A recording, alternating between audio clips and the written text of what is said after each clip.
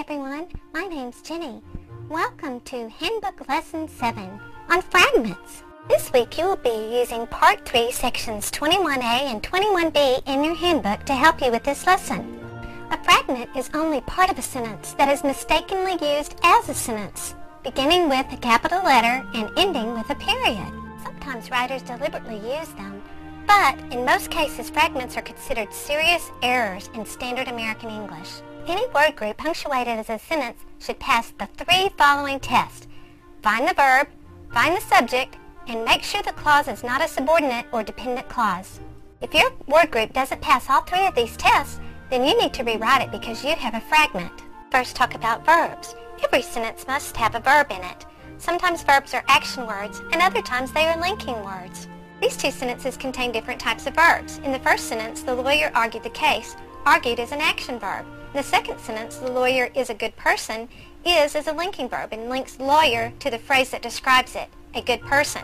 Without these verbs in each sentence, these would be fragments. Now look at this sentence. In this sentence, the previous verb, argued, has been changed to arguing and is being used in this sentence with the helping verb. It must have the verb is with it in order to be a complete verb. Any sentence lacking its helping verb will be a fragment. Here is an example of that same sentence without the helping verb. Notice it is no longer complete. The lawyer arguing the case. It's not a complete thought because it's missing the helping verb is. It should be correctly written, the lawyer is arguing the case. Now let's talk about subjects. The subject is the who or what that the sentence is about. Every sentence must have a subject in order to be a complete sentence and not a fragment. Now let's look at these two sentences. Notice that the second sentence does not have a subject. The new law did seem necessary to some, however, is an important issue. Often, this type of phrase is mistaken for a sentence since it responds to the sentence before it. To correct it, we would need to put the subject into it, like this. However, the new law is an important issue.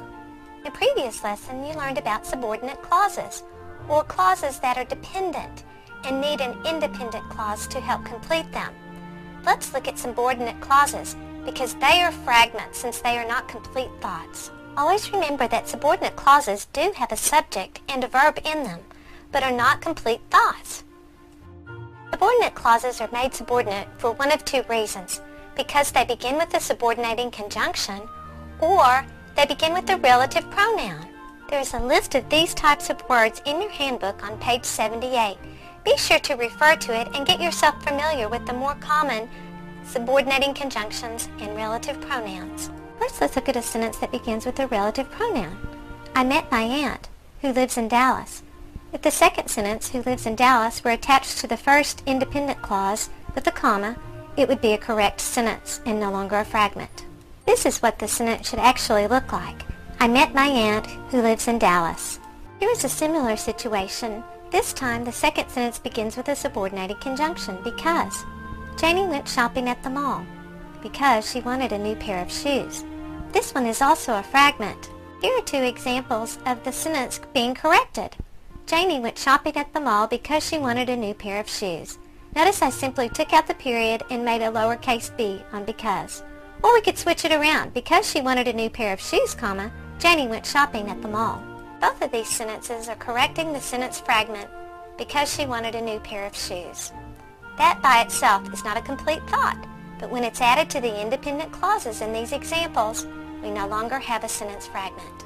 This concludes today's lesson on sentence fragments. Study your handbook carefully for other ways to correct sentence fragments, and then proceed on to your lesson to do your activities on sentence fragments. Bye-bye.